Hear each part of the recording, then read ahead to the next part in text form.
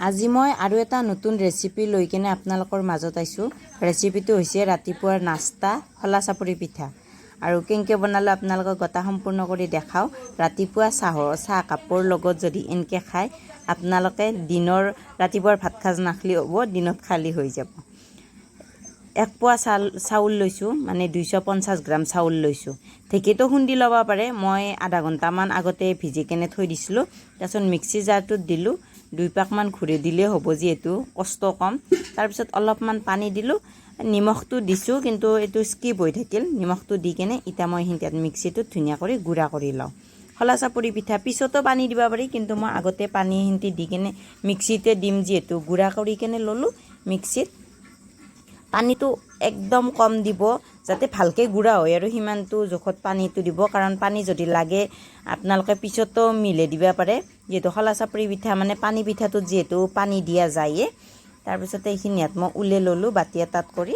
তাৰপিছতে 3-4 চামুচমান তেল দিছোঁ।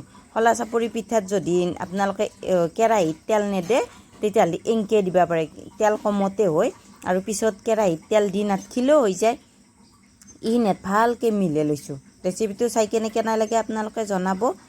আৰু তাৰপিছতে কেৰাহী বহাই দিছোঁ, তেল দিলোঁ, অলপমান তেল দিছোঁ। প্ৰথমতে কেৰাহীটো শুকাই থাকে না, সেইকাৰণে অলপমান তেল দিছোঁ। তেল দি কিনে কেৰাহীটো অলপমান এনেকৈ ঘূৰাই দিছোঁ, যাতে তেলখিনি কেৰাহীটোত অলপমান লাগি যায়। আৰু পিঠাখন দিয়াৰ লগে লগে যাতে পিঠাখন কেৰাহীটোত লাগি নধৰে, সেইকাৰণে অলপমান তেল দিছোঁ। তাৰপিছত তেল দি কেনে প্ৰথমখন পিঠা দিছোঁ, কিন্তু প্ৰথমখন পিঠা অলপমান তেলীয়া হ'ব, কোনো কথা নাই। পিছৰ পিঠাকেইখন ধুনীয়া কৰি বগাই হৈ যাব। এতিয়া মই 2-3 মিনিটমানৰ কাৰণে ঢাকনা লগাই দিছোঁ।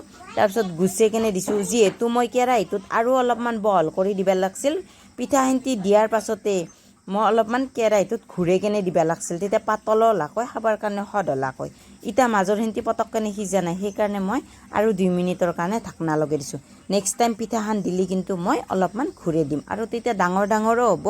এতিয়া ধুনীয়া কৰি মাজৰখিনিও সিজি গ'ল, মানে পানীখিনি ধুনীয়া কৰি শুকাই গ'ল। যোৱাৰ পাছত এতিয়া মই উল্টাই কেনে দিছোঁ। উল্টাই কেনেও দি কেনে 1-2 মিনিটমান সময় ধুনীয়া কৰি থাকিব দিম কেৰাহীত, যাতে গৰমটো পাই কেনে এফালৰ খিনিও ভালকৈ শুকাই যায়, পানীখিনি যাতে শুকাই যায়। প্ৰথমখন নামে কেনে দিলোঁ, নেক্সটখন মই আৰু বনাইছোঁ। এইবাৰ দেখছি না, ধুনীয়া কৰি ডাঙৰ কৰিয়ে বনাম, কিন্তু এইবাৰ অলপমান ঘূৰাই দিম। এইবাৰ সেনেকৈ 5 মিনিটমানৰ কাৰণে ঢাকনা লগাই দিছোঁ। এইবাৰ কিন্তু অলপমান গুড়াখিনি কম কৰি দিছোঁ, সেইকাৰণে অলপমান পাতল হৈছে আৰু ধুনীয়া কৰি তেলীয়া ভাৱটো নাই আৰু এইবাৰ, যদিও বা সৰু হৈ আছে। মই এই দুখন ল'ৰাৰ কাৰণে বনাইছোঁ, সি সৰু কৰি খাই কেনে ভাল লাগে, যিহেতু সৰু ল'ৰা। তাৰপিছতে এইকেইখন মই অলপমান ডাঙৰ কৰি বনাইছোঁ, অলপমান গুড়াও বেছি কৰি দিছোঁ। তাৰপিছত মোৰ ধুনীয়া কৰি হৈ গ'ল। এতিয়া ৰাতিপুৱাৰ চাহকাপ জুতি লোৱাৰে কথা। আজিলৈ আহিছোঁ দিয়ক, বাই বাই। নতুন এটা ৰেচিপিৰ লগত আপোনালোকক পুনৰ লগ পাম। এতিয়া মই খাওঁ, আপোনালোকে চাই থাকক। Bye bye.